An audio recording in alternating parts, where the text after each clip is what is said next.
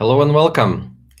Welcome this beautiful morning to our webinar discussion about the decentralized finance regulation and regulation of other innovative financial services.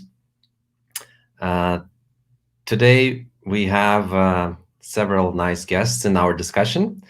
Let me introduce them. Audrius Šilgalis, Head of Investment Services and Undertakings Supervision Division at the Bank of Lithuania. Good morning, everyone. Oleg Marafeev, Chief Product Owner of Open Banking at Swedbank. Morning, guys. Hello. We also have another guest that might be joining any minute, so don't be surprised. Let me kick off by the short introduction. Well, I will not be talking that much myself as actually asking my guests. So the first to lay the ground for the discussion, let's talk a bit about the emerging trends that we are seeing now on the market and some buzzwords, crypto, decentralized finance, and other fintech innovations that are around. Well, the ICO boom has subsided. It has been prevalent 2 or 3 years ago, and now we have other buzzwords in the media. One of them is decentralized finance, and we see the growth of it, and all the other instruments that are related to trading cryptocurrencies and leverage and other fancy financial technologies that are being used in this area. This field is not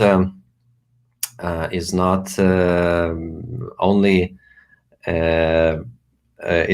focusing on decentralized finance. There are other innovations in this area too, and we will talk about them today as well. But let me start with asking my participants of this discussions for your view. What are the hottest innovations in this area that you see, and also how do they complement or compete with the traditional financial system? Maybe I could start with you, Oleg. Yeah, in terms of innovations in decentralized finance, I'd say I see quite a huge development, but I start with but. It's not rather but it is. I think that if decentralized finance solutions would be able to implement those, and would make sense to implement those in a small scale, then I would think that right now we would see some things that are actually really blooming already in the market. But I think that they are the victim. The decentralized finance is sort of a victim of its own super scalability, that they make sense. I think that the decentralized finance solutions and services, they make sense in a really large scale. So from that point of view, it requires a lot of time to actually have this proper uptake. So I think that, the scale should be even bigger than what we have. Even the bank that I work with. So basically, they should. It's like truly a global solutions. I do see several promising projects, I can say, but of course there are still so many open topics in terms of regulation, and I think that there is one unicorn that should be we should see, not in the traditional way unicorn, that's sort of not from financial point of view, but rather one thing that should still appear before we will be able to see a proper innovational model that is poison for success, is a decentralized autonomous organization, because this is sort of in my book, this is sort of a precondition, because that if you're looking from as a purist of a decentralized finance and the business models around it, then I think that this is something that needs to be built. It needs to be proven that it's working. once it's there, then I think, wow. I mean, the potential is still enormous. To highlight something today that I would say that this is something that is clearly already today beating traditional players. Maybe I'm just looking a little bit inside out, but from my point of view, it's still a bit too early. But there are obviously several really promising projects. Thank you. Audrius, what is your view? What are the biggest trends that you see, and how do they interact with the traditional established system? Yeah, so I would like to start from the definition of innovation. So what innovation is? If we are talking about finance, we see that, well, new trends, decentralized finance, they are creating not a new service like lending, it's still lending, but they are creating new ways how to provide these services. So is it innovation? Looking from the technical perspective, yes, because they use decentralized finance, they use blockchain technology, which is new. And in my opinion, blockchain is the biggest innovation of last 5 years, and it has extremely big potential in financial market, in other ways how we do our daily activities. So it can make a really huge impact. But will it make such a big impact to established institutions? Probably not. Why? Because as we know, all of the established banks now are exploring this technology. They are searching for possibilities to adapt it either inside the banking processes or either when they are trying to create new products and services for customers. So here I would like to talk about the technology itself and how it changes the regular activities of financial institutions. Okay. Yes, definitely. The what we call an innovation is an open question, and I guess in a broad sense, it's anything that that we haven't seen before, and it has a potential to disrupt the current ways of working and current established players, so to say. But I agree with you that the traditional banks they definitely are looking into this all these innovations and monitoring what is happening closely and thinking about how to maybe integrate those innovations into their traditional business models, or even change their business models to adapt to the changing world and the new technologies that are arising. Probably Oleg can comment on this more. How are traditional banks trying to monitor those trends, and what are you planning to do with these innovations?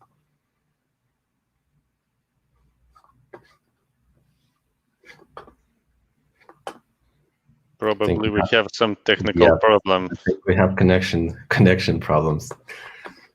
Can you hear me now? Yes. Yeah, awesome.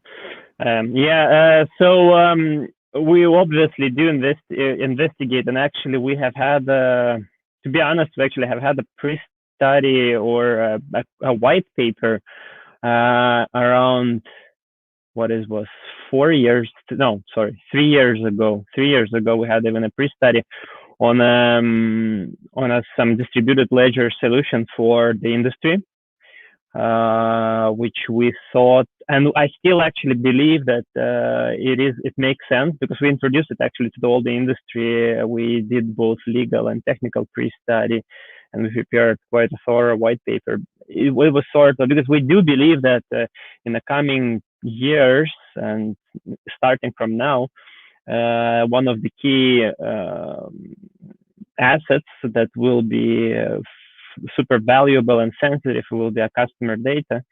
And we sort of saw this opportunity that to use the technology within the industry to enable customer, empower customer to basically share, to have the power to share the data that is stored within multiple industry players. So if, let's say, Swedbank has some sort of a data, and that data needed tomorrow at Lithuanian bank or central bank, or if it's needed at, I don't know, whatever, the TV provider, the internet provider, then customer would be able to share it because that's his data.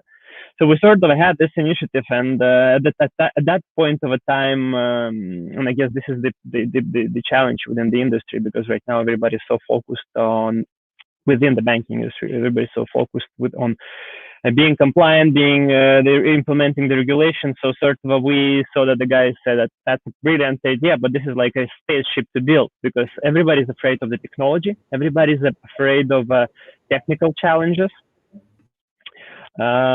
So basically we were looking at that in the customer from a customer data perspective, and then as others mentioned, we're also looking to it in certain business processes, such as a little bit in trading, a little bit in trade finance, and we also are considering ourselves, our model, or our services in a future model, because if you think, maybe I'm taking too much here, but it's a very long answer, but I do think that it is already today the reality that currently smart contracts, which is basically the key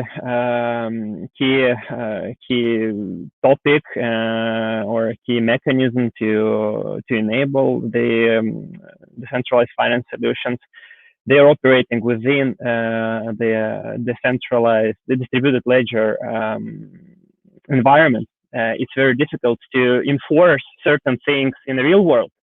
So from that point of view, we're also considering what will be our role once the big public decentralized finance or any distributed ledger solutions will become or blockchain solutions will become mainstream. Then I believe then the banks will still have some sort of a role that they can perform, because we do some things in a pretty good manner. So I will be able later to just elaborate on those. Okay, thanks a lot. And we have another guest in the discussion, Sumit Kishore. He's a business lead at Codify Compliance and head of operations at Consensys, Poland. Hello. Thanks for joining. Hello, everyone. Hi. I will have a question right now to you, but before I do that, before I pose that question, I want to address the audience that has connected to this webinar, and we want you to answer several questions in the poll that will be posted very soon in the comments. So please fill in that information. We're really interested in the audience and your reactions and what organizations you represent, and we just want to know you better. So please reply to the questions. It really takes less than a minute. Sumit, thanks again for joining. I want to ask you about what problems, challenges, and issues does decentralized finance and other similar innovations in the fintech area face from the regulatory point of view or from the legal point of view today? Well, it's a very interesting and I think this is one of the main questions. So there are a lot of companies which are coming in DeFi space, and they the most common question is like they are not completely aware with the regulatory framework that they have to follow, because it's not only the companies they need to be regulated, but it's also the governments are just on the learning stage at this stage right now. So what happened is you have a company from Singapore or you have a DeFi company from London, they all are working sort of AML CFT best practices framework. There is no defined framework which they need to follow. So it's always all of their compliance officer is trying to follow the best practices and trying to be accurate or trying to be less wrong as possible, but there is no defined framework. So that is actually one of the things. Another one is like which protocols they should, they should build their platforms on. For example, right now on Ethereum, it's over the largest percentage of DeFi activities are happening on Ethereum. So most of the DeFi companies are choosing, the Ethereum as the main protocols. So far, it is good, but still, the guidelines are missing from the regulators and government's side. One of the few countries who define there are, for example, Gibraltar or even Luxembourg, or right now the US is also very active. So I think the main is missing guidelines because there are multiple companies who can fulfill those guidelines. So I would say the regulated framework is missing. That's the bigger challenge. And then once the framework is available, then it's on DeFi companies how they fulfill it. So they need to have A, compliance officer, B, tools like Codify Compliance or other tools to fulfill and to complete the gap. Clear. I guess it's a bit of some players say that it's a bit of a wild west and unregulated space, and probably some players agree that it's not the best setup, for sure. I want to address to audience and ask his view. What do you think are the main challenges in this area? It might be decentralized finance or other novelties in the fintech area, blockchain based or otherwise. What are the main problems and challenges from the regulatory perspective? Yeah, so funny thing to mention, I'm working for the central bank, and in its name, centralization is mentioned. So talking from the regulatory perspective, well, everyone understands that regulation is always lagging behind the innovation. So we need to understand what's happening in the markets, and after that decide, do we need to regulate, and if we need, how to do it. So first regulation which was introduced to decentralized finance was introduced with AML 5th directive.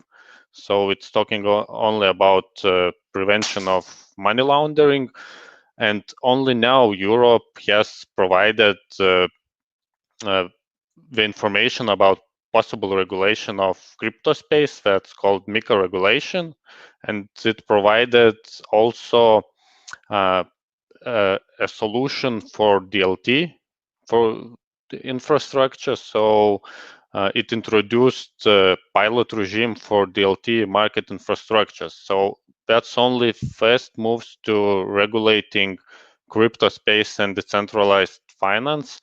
And talking about regulation, do we need it or not? There's a trade-off. There's a trade-off between innovation, decentralization, new technologies, and consumer protection.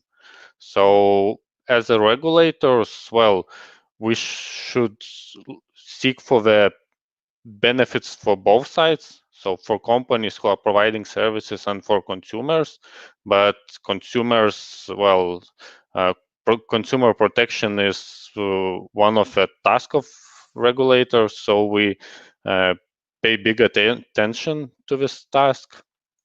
And what are the biggest challenges when talking about decentralized finance or virtual currency? So the first one is AML. We have scandals everywhere in the world, and personally, my opinion, why everything is moving from the centralized space to decentralized finance is AML requirements. Yes, they are really strict at the moment, and if you want to avoid them, you can do everything in decentralized way. Well, and another problems are connected with consumer protection and lack of central entity, well, as a supervisors, we need to have some contact. We need to have persons who can explain us what they are doing, how they are doing, and who could, well, understand our requirements. So probably these are the main problems and the main topics in the supervisory scene. Thank you. A very interesting view. And building upon your answer, I would like to ask, is one of the reasons why decentralized finance became so popular in the recent times is that of the lack of regulation. There is much more space. Well, I will not imply about some anti-money laundering or money laundering activities or other illegal things, but in general, since there's way less regulation or virtually no regulation, is this one of the reasons why it is so popular? What do you think, Sumit? Well, I think the DeFi became popular because of in simple reason, effectivity. It is super effective for 5 companies to make a deal together, interact with each other, and provide the service to consumer rather than the centralized world. Because if 5 companies are supposed to work together and provide answer to a 6th level consumer, then company A, B, C, D, E, they need to work together, pass the information, decide, make centralized decisions, and then the consumer get the answer. Here in DeFi space, it's all happening just by itself, and you believe in the protocols. So I think one of the biggest reason is effectivity, not missing regulations. Now, as we can find, this is super effective to make a finance activity, institutional activity, enterprise activity on DeFi. Now we need to think, how can we regulate so that we can secure the consumers? So I would look at it from the different side that we found a very effective solution, so consumers can have a huge benefit. Now consumers can have a huge benefit, so definitely they will be shifting towards this movement. But now if they shift towards this movement, as a government, they need to make sure that consumers are secure. That's where the regulations are coming and implementing, sort of frameworks and guidelines on DeFi solutions. Now, as it is DeFi, decentralized finance, so it will happen anyway. Well, if it will happen anyway, how can you secure or procure it like? And that's where, let's say, if I give you the AML CFT tool, will make an AML check on the addresses that you're transactioning with. But you cannot control it, you cannot stop it, because it will happen. But if you're based in a specific country, you will know based on your regulations how and at what level you have a risk while dealing with those addresses. So I think the reason for me is very simple, is the effectiveness. It is effective, it is productive, it is fast, it is much more profitable, because if there is a less of back office jobs, then of course the companies will not charge 15%, let's say admin fee, they can charge only a 2%. And now as all the companies are DeFi, so you can see company A is charging 2%, another one is 1.8, another one is 1.7, and consumer can decide with the help of smart contract to pick the best deal and just execute it. So this is just the best way for consumers. So it finally actually brings a lot of benefits to consumers. But regulations are required just to secure them. Regulations are not the reasons for, I think, stopping or making DeFi. Yes, thank you. I think I failed in my provocation. I was trying to provoke you a little bit with this question, but talking about those 2% or similar overheads, I think you would agree that since we need more regulation, or at least you seem to say this, the need for those AML officers, compliance functions, and other similar back office functions will rise even in within decentralized finance, which naturally will decrease the profitability. Is that correct? It is absolutely correct. And also, if I could add something, like a few weeks ago, last month, I was on one of the summit, and there I was discussing with people from enterprises, like how DeFi can fit enterprises. And one of their interesting came out was DeFi also, I guess, soon will be available in big enterprise solutions. So like all these big enterprises where you have trillions of dollars of transactions, $1 billion of transactions. So not only you will be going to a new DeFi, a startup with 50,000 users, you probably have DeFi solutions for billions of users soon. It just DeFi firms has to be regulated.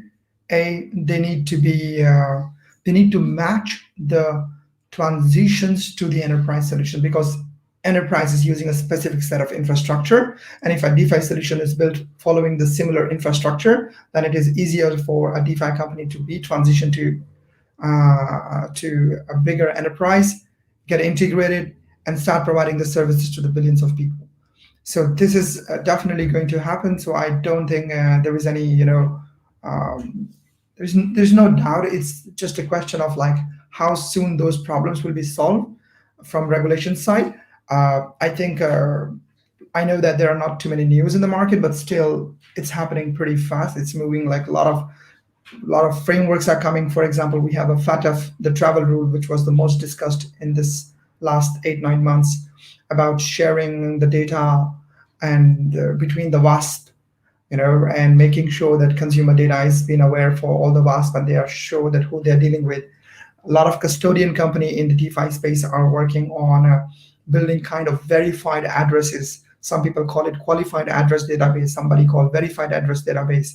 But in that case, all they're trying to do, they're trying to figure out how to make sure that who you deal with, you know them, or either you can trust them even if you do not know them. And once this part is, once consumer as well as regulators and companies are feeling comfortable, the 3 segments, I think we will have a huge shift, and the transactions in DeFi will increase rapidly. Thank you, Sumit. Oleg, do you agree with Sumit's thoughts that it's not that because of DeFi is generally, this industry is generally unregulated? That was one of the reasons of the DeFi boom. What is your view on the success and popularity? I think that, well, generally, I do agree. I do agree that it's not only about not being regulated. I think that technology in itself also plays a role.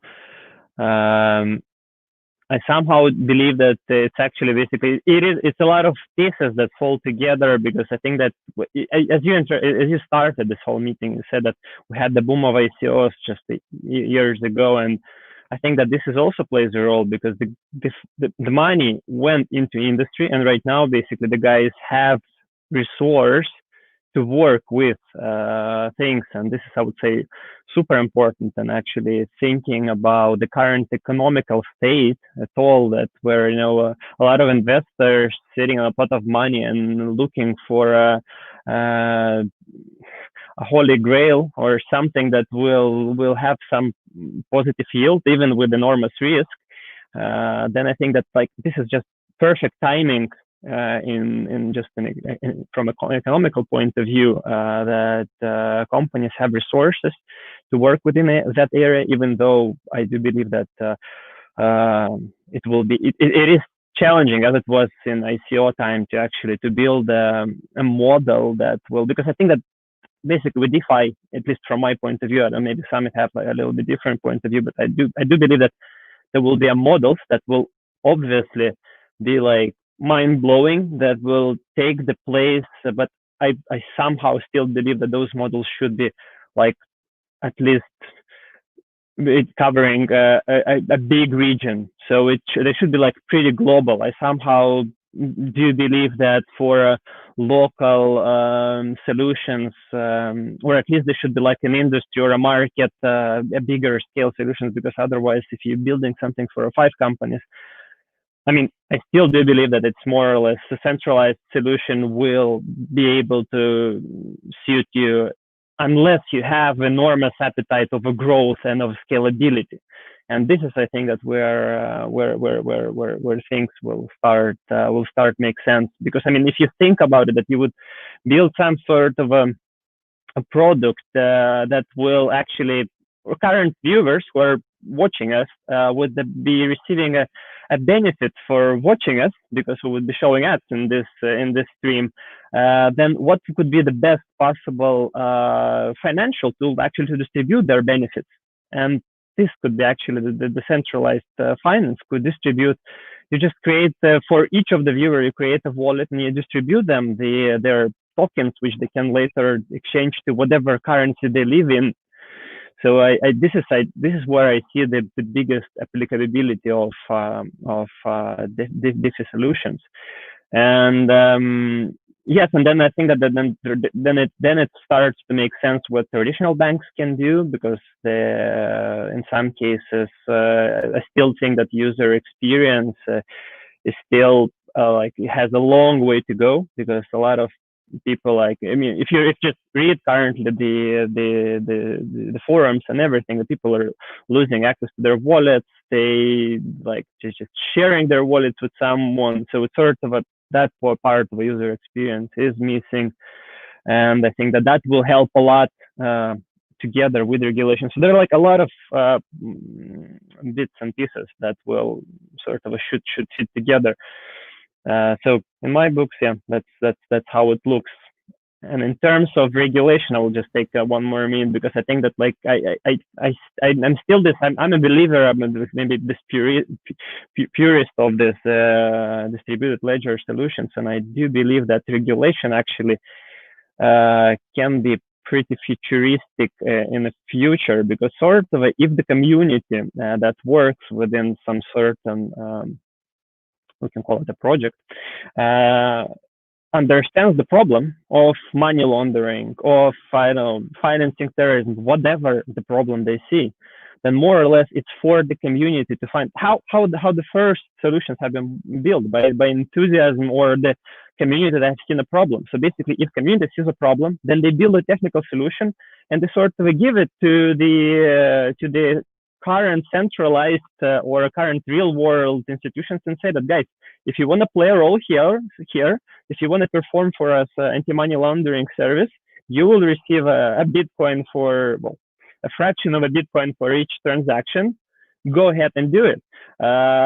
Central bank, if you want to like sort of make it legal for your country users to sort of to your market users to have it like this benefit, go ahead and implement the law, and I don't know, you will be motivated also somehow, I guess, not by Bitcoins, but still you'll be motivated. So I think that the regulation should sort of also, from that perspective, turn upside down, not top down, but rather bottom up, where community sort of sees the need, what needs to be regulated, and then enables the current real world players to perform those functions. Very interesting view. Thank you. A couple of weeks ago, we had a discussion, a similar discussion with some players from the decentralized finance area, including some investors.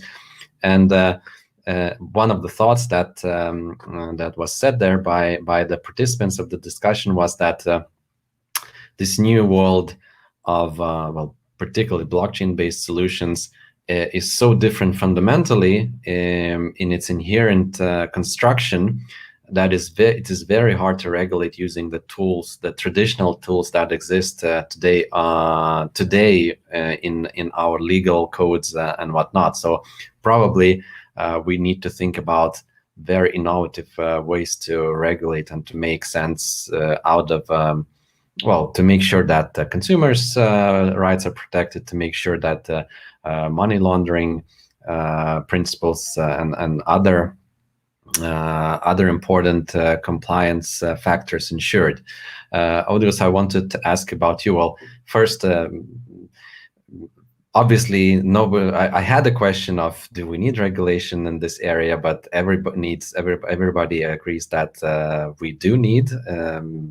Probably there's no discussion here. I wanted a bit more conflicting views in here, but unfortunately, or maybe fortunately, I'm failing at this one. All of our participants today agreed that we need regulation, and then we will probably come later about in what format and what regulation do we need. Audrius, could you talk about what is coming what's new, what is been cooking, and what is new and coming within the regulation, namely the MiCA initiative, DLT, and other initiatives on the European Union and other areas. Yes, of course. But before that, I would like to agree with Oleg's thoughts that regulation should come from the users. So in order to do that, as a central bank, we have created sandbox and newcomer project, newcomer program. So that's for new companies who want to try and test their solutions in some kind of regulatory environment, and also for a central bank to learn about those technologies. Well, we are the first one in Europe and probably in the world who have created an LB chain, so blockchain sandbox for companies who want to create some blockchain solutions in the regulated market. So as a regulator, we are currently learning, trying to understand the technologies and trying to understand what regulations we could and should apply to those solutions. And yes, definitely the current tools we have are not suited for all of the solutions. So we need to think about RegTech solutions, about new ways how to supervise the new entities which are working in crypto or blockchain space. Talking about coming regulations, so 1 month ago, European Commission has presented few initiatives. So first one is a proposal for a regulation of on markets and crypto assets. So that's a MiCA regulation, and the goal of this regulation is to bring some legal certainty to the crypto space, to support innovation, and also to add consumer protection to that market. So European Commission provided well, the first proposals, and they proposed to regulate not only the companies which are working in crypto space, so the companies such as wallet providers, such as exchanges and others, but they also introduced two types of regulated crypto assets. So stable coins, two types of stable coins. First one is asset reference token. So that's a stable coin which value is connected with a few currencies or few cryptocurrencies or other assets. And other type of regulated tokens would be e-money tokens. So that's just a standard e-money issued by e-money institutions or banks, but issued with blockchain technology. So the coming regulations are being discussed at the moment. So market players and regulators are providing their questions, possible changes to European Commission, and European Commission hopes to finish this process until the end of next year. So all market players have a chance to provide comments at the moment, and we encourage them to do so. Talking directly about blockchain, so European Commission has proposed a pilot regime for market infrastructures based on distributed ledger technology. Well, everyone understands that blockchain could make a big impact, and the biggest impact could be made in the trading field. So at the moment we have central depositories, we have other intermediaries which are included into the process of trading. So blockchain could eliminate most of them to increase efficiency, to increase speed, and in order to use that technology, we need to either to change some laws or to make some exemptions from them.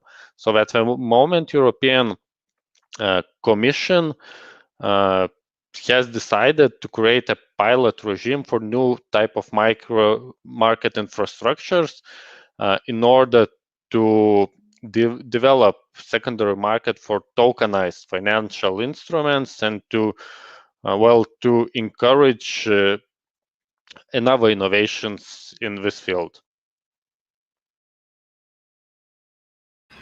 Thank you. It's interesting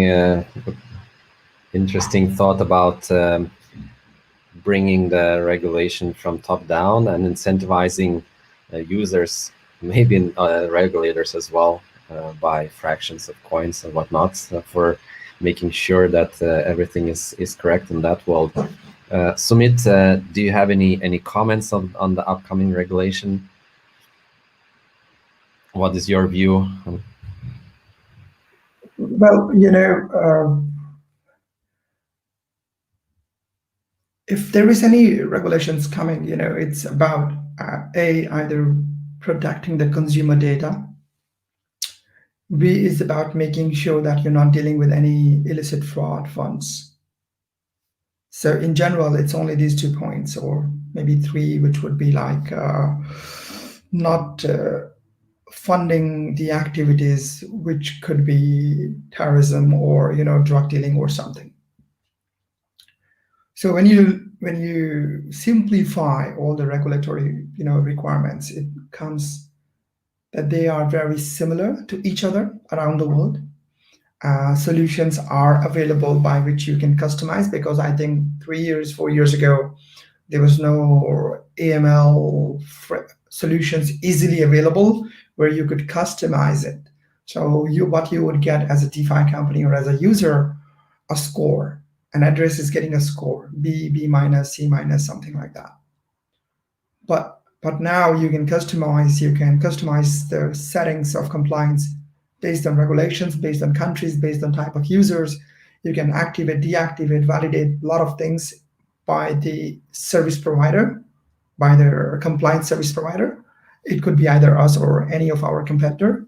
So I think for DeFi company right now, it's an amazing time, because they can actually be regulated and still provide the same services to everyone. So how I see is DeFi firms, they definitely require sort of regulatory framework to protect the consumers. They mostly designed by people who believe in consumer data to be protected. So I have not come across very often some solutions which are revealing the customer's data. So C, regulatory requirements can be adjusted, can be fulfilled by the solutions which are already available. So I think it's going in a pretty solid direction. It's an interesting take from Audrius that it should come the other way around. The regulations should come from the consumers. I'm just thinking how, who will be taking the lead? Because if I have the control, so we have a small software within Consensus that we are making internally. That's called a tagging framework. So imagine if I tag your address that you are, let's say, I tag your address in a negative way, then what is the credential here? What is the validity? Yeah, should you believe me or you should not? And you say, okay, one person's tag you negatively. What about if other 5 people also tag you negatively? Then will you believe those 6 people who, because there is a negative response, but whether you can trust this data or not, if somebody is checking your address from Canada, looking at your address, and 5 people or 6 people from Poland give negative feedback on your address, then the person dealing from Canada would not be comfortable dealing with you without knowing that these 6 people comment may matter, may not matter, right? So how will you tag, So in simple words, it's called data attributes, off-chain data in the compliance. So we have an on-chain data, which is like all about transactions and the network data. Then we have off-chain data. And off-chain data is one of the most beautiful thing, and I would say interesting topic in the next 4 or 5 years for compliance companies. how they're going to build the off-chain data, how they're going to connect all the blockchain data with the world, and how truthful, how correct, how accurate it is going to be matters a lot. Actually, in the long run, any company which has, in my opinion, a very good off-chain data will be the winner, because on-chain data is an engineering problem. It's a technical problem that we have lots of good engineers around the world who could either do it today or learn it tomorrow. But gathering the accurate off-chain data going to be a big challenge. It's an operational activity. It's a corporation activity. So I see how it will work, and that's why if consumers are going to perform AML check, I wonder how it will work. But it's an interesting take. A lot of things happen which were absolute new. So why not this one? But I would say if we have viewers who are DeFi companies, that there are solutions available. It is not super easy, but yes, it is definitely doable to meet the regulatory requirements.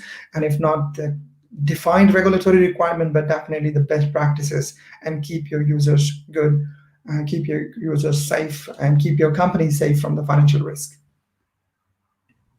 Thank you. We have about 10 minutes left in our discussion. I would encourage the viewers to post their questions if they have any. We haven't seen any so far, but please go ahead if you have any questions.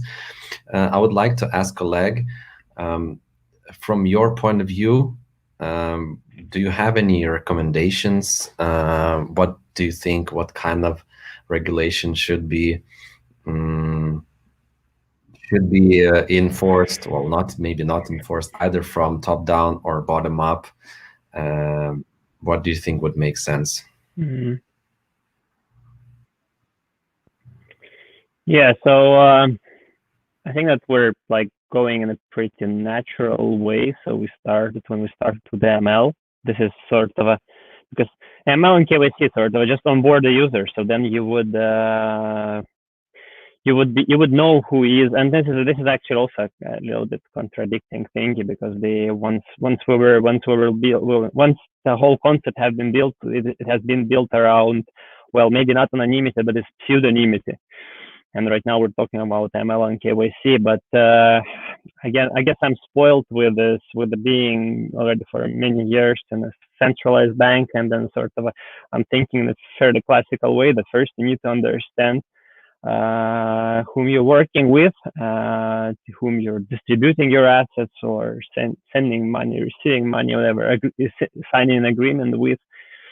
And I guess if we think, basically we can either start applying the existing framework that we are applying, but in a very like slower pace towards the classical financial market players, and in a much wider perspective, because then that's actually because the whole regulatory framework, even though, I mean, we hate it, the banks hate it, because it's like it's half of the investment budget are going there, and then just another half, if we're lucky, then going to the future proofing the business or sort of making the innovation. So from that point of view, nobody likes it. But on the other hand, it's been built as a rules in the air industry, sort of. But they have been built because of some cases it's not have been built, because just somebody wanted, like, yeah, okay, let's figure out the way how to make this life for the banks more complex. So from that point of view, I guess so more or less we would be repeating the classical regulation steps, capital adequacy, yada yada yada yada. So you can go the very classical way. Again, I'm not 100% sure that this is something that would make sense, because as you referred to this previous discussion that you've had with also, we can see industry representatives, they also pointed out that we are repeating them the same path, and then I guess it will always keep us behind. So from my point of view, the best way to figure out which regulations are needed, I think that we need I still have this belief, because I mean this is how the whole concept have been built, and this is in my books is like super powerful, because if you look at I can take a classical thing, a Bitcoin, like from a white paper in 2008 or 7 or 6. Yeah, it was, I think 8 was like this crisis product, financial crisis product. So after that, we're having a network, the biggest network with the biggest computing power in the world, which is like above anything else. So sort of it has, I still believe that it has this the power, the idea and the idea behind it, the concept behind it, still have a lot of power. So I do believe in communities. So I'm cutting my story short. So I do think that there is a need for a professional community of enthusiasts who are interested in decentralized finance and who do understand the regulatory manner, like, I don't know, Audrey's himself and the other guys who are like enthusiastic about that, can come up and more or less post requirements towards regulatory bodies that this is something that we need, that should happen, and then again enforcing those requirements. Maybe we could implement different ways of enforcing it. So instead of reporting to central banks or any other entities, I think that there could be found much more creative ways that basically just those entities have the access to the general ledger and can get the information from there. So sort of it is a bit also about changing the way how it is implemented. Sometimes it can be actually implemented, because I think that what auditors and what central banks have, they have an understanding of those corner cases. So they're basically good, when problem is defined, they're good in structuring it. So if their community gives you an order for what needs to be structured, then these guys can structure it, and then the technical community sort of implements it in a way that will be times more efficient than what we're having right now in the centralized finance world. So yeah, maybe it's a bit philosophical, but that's my view on that. Thank you. Audrius, I want to ask you, well, you mentioned that it will take about a year for MiCA and similar regulation initiatives to be implemented. Part of the reason why it takes so long is that regulators want to take the market view into account as well, and you said that the regulators are waiting for feedback and comments and suggestions from the market in order to give attention to their view. Up until then, and maybe including in those regulations from the point of view as a regulator body and supervising authority, what would be your recommendations in terms of regulation for decentralized finance and blockchain-based solutions and similar novelties?